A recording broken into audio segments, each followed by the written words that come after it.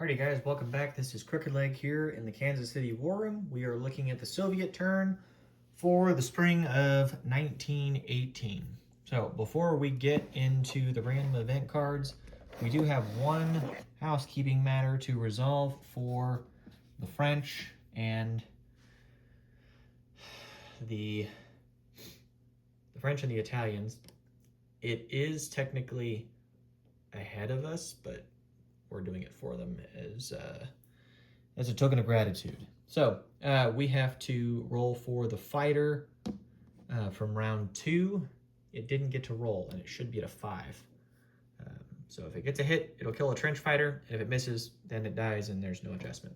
So dice cup, and let's do an orange at a 5. So here we go. And it gets a hit. So the Italians will lose 1 additional trench fighter, and that resolves that. Okay. So now let's get to the actual important part here, for us anyways.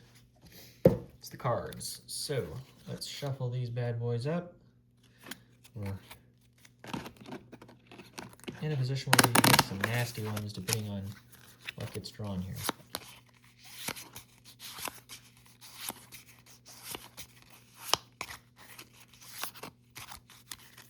Okay, shuffled up enough. Card number 1. Foreign contributions. The Soviets receive a +1 IPP bonus income for the rest of the game, as long as they have at least 1 non-blockaded port. Well, how about that? Okay, well that's good for us. So I'll put that off to the side so I don't forget about it. So we will collect $2 in income bonus at the end of this turn. We don't have, we have at least, we have 1, 2, 3, 4. Yeah, we have 4 ports that are currently unblocked. I know, actually we have more than that. We have 4, 5, 6, 7, 8 unblockaded ports, or shipyards or whatever. Okay, card number 2. Soviet atrocities. The Soviet player loses 3 IPP this turn only due to Bolshevik atrocities against opponents. That sucks. So that will take away 1 of our infantry we were going to buy. So set that off to the side. Okay. And then card number 3. Capitalist help. Each open port held by the White Army or allies will receive 1 White Army artillery at that port. Well, that sucks for the whites because take you back over here. We took both of the white ports here in the north a few turns ago, and I don't believe the whites have any other ports open. They don't have anything over towards Japan. That's all under our control still. So I don't believe the whites would get anything. There's technically a white territory over there, but it's got no port. And then the other one's right here, but again, it has no port, and it's not Allied controlled. Okay, so that card is null and doesn't do anything. So overall, probably not that bad. There were a few other cards that could have gotten drawn that would have had nastier effects, but I'll take those. So we lost $3 to gain $2 every single turn for the rest of the game, assuming we have unblockaded ports. Let's take cards off, set those to the side. Okay, let's get into tech. So for the Russians, we have 2 tech. Blue will be for, what do we want to go for? Oh, before I get into tech, I need to actually adjust my one of my purchases. So we'll buy 1 fewer trench fighters because I have to upgrade one of the fighters, or my only fighter. I have to upgrade it to a 1918 fighter because we didn't get to stage 4 for tech last turn. Okay, so for technology, we will roll blue for, I don't even know what at this point. I guess we'll do improved factories for stage 2. That's a 7, and then black will be for improved logistics at stage 2 for 7. So we got improved logistics, but we failed on improved factories. Okay. then we'll do yellow dice here for Sweden. We needed a 3, and we missed. Okay, easy peasy. Okay, we'll update the tech chart. So we're at stage 2 on improved logistics. Kind of one of those situations where it's not going to have any impact for the rest of the game or matter, but we'll try. Okay. Then for our purchases, we had originally we originally had 13. We lost 3 because of the random event, and then we're going to spend $2 to upgrade the fighter to a 1918 fighter. So that leaves us with $8 to spend. So we'll spend 2 on a trench fighter, 6 on 2 infantry, and then we will get our women's brigade for free for the Soviets. So we have, I believe, just one major offensive that we're going to do. Let me take you over. So we are going to attack. Actually, I guess we have 2. The first one's going to be over here, and it's going to be against this bad boy that's right here. So we're going to take militia and these 4 infantry and attack against the militia here in Tobolsk. So we'll do that. And then the other battle will be over here. So it will be in northern Belarusia, and we will attack northern Belarusia with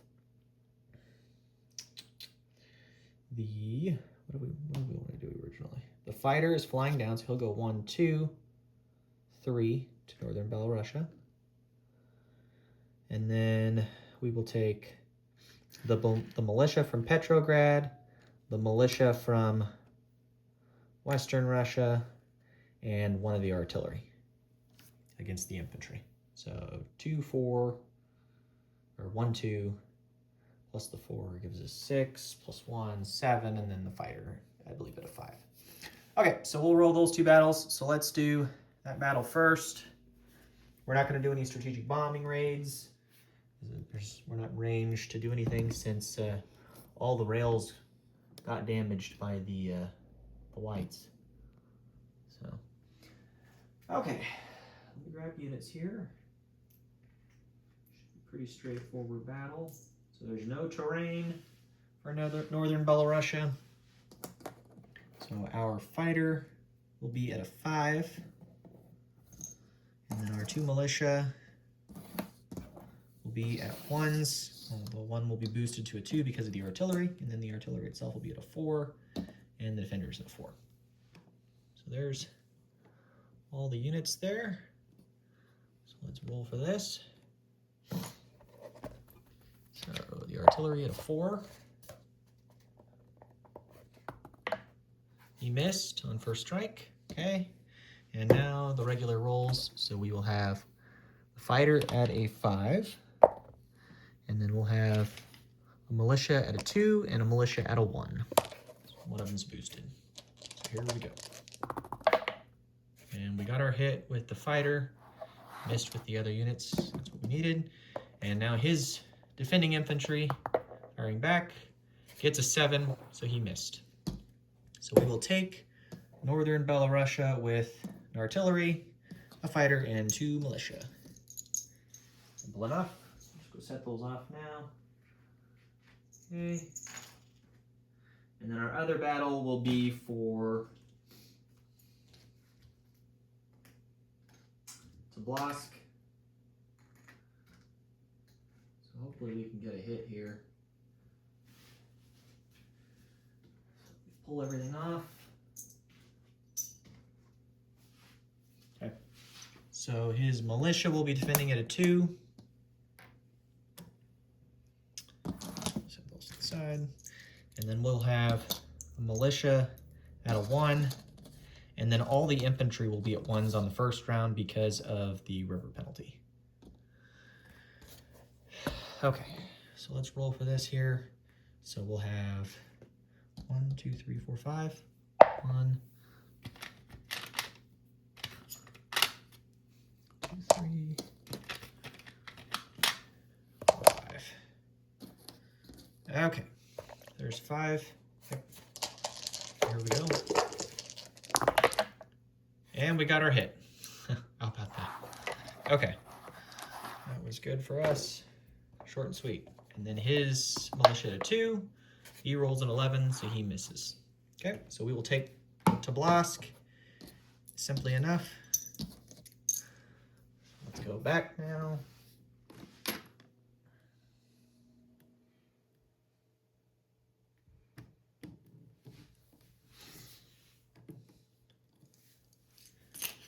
So Tobolsk is ours.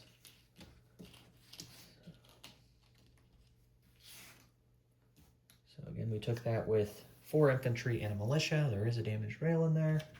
Just noting that. Okay, so now non-combat. Starting over here, the infantry in western Kazakhstan is going to walk to Orenburg. So he's in there.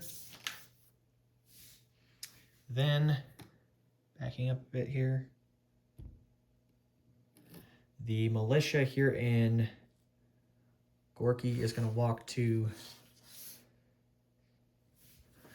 Zarinya. Yeah, Zarinya. So he's in there. Then the truck and the infantry, along with the commander, are going to move into Gorky from Moscow. The Cossack down here in Tsaristan, along with the cavalry, is going to move up to Orenburg, I think. Is that what we want to do? Yeah, go to Orenburg. We'll take the commander up there with us as well. Is that where we want him to go?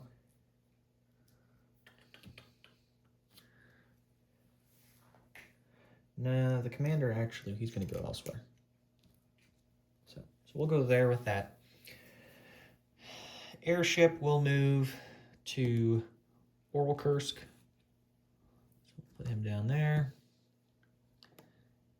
Then the 2 Cossacks that are here in Western Russia are going to go 1 to Northern Russia and 2 to Gorky. So they'll go up there. The artillery here in Western Russia will be railed with the balloon to Gorky. So he'll go into there. Then, what else? Back up a little bit more. The 2 of the infantry in Karjala, one will go, or in Lapland, one of them will go to Karjala and the other one will go to southern Finland. And then everything else that's here in Lapland, with the exception of the armored train, is going to go 1 to Kola and 2 to Karelia. So move all that to there. Okay.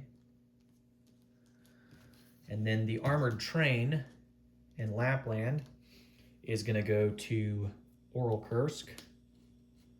He'll go there. And then that can stay where it's at. Make sure there's nothing else. Forget. Oh, the coastal sub in A14 is going to rail. The shipyard in Petrograd, he's going to rail down through Donetsk, Cuban, and hang out in the Black Sea and interdict against any Lend-Lease, which we planned to do last turn but didn't get the opportunity to. We'll do that. So I believe that's that. Anything else that we're going to move? The commander here in Tsaristan is going to go to Orelkursk. We'll go to there. Actually, we will have him go to eastern Ukraine, along with the armored train will actually go to eastern Ukraine. And then we're going to take the trench fighter and the infantry into eastern Ukraine. So we'll take everything into there. What else? I think, let me think about this actually. What kind of pips does he have there from Kiev to go in with? He's got 1, the 4 infantry. Well, I guess this was technically a militia, not an infantry. So he has 5 at 3. So that's 15. And the cavalry at a 4. So 19 plus the artillery is 4 is 23. Plus another one, 24. Yeah, I don't think we're going to move into Eastern Ukraine. I think that's a bad idea. So scratch that, guys. So there'll just be a militia still in Eastern Ukraine. Everything else will just hang out there in Kursk. So I don't want to put a whole bunch of stuff up there and then him decide to attack me into there. We don't have observation anyways. So okay. So that's that. I believe that covers everything for non-combat. Just do a glance over, make sure there's nothing else that I'm missing. I don't believe so. Okay. So then placement of units. So we have a trench fighter, a militia, and 2 infantry. So the militia will go in Petrograd. Okay, so you saw that. And then the infantry will go to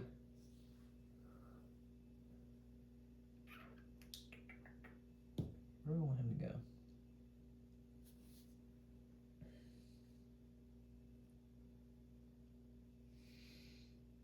We'll put an infantry in Kursk, and then we'll put a trench fighter in Donetsk Cuban, or not Donetsk Cuban, Tsaristan, and then we'll put an infantry in Donetsk Cuban. Okay. So militia, infantry, and then the other guy, I think. Let me double check here.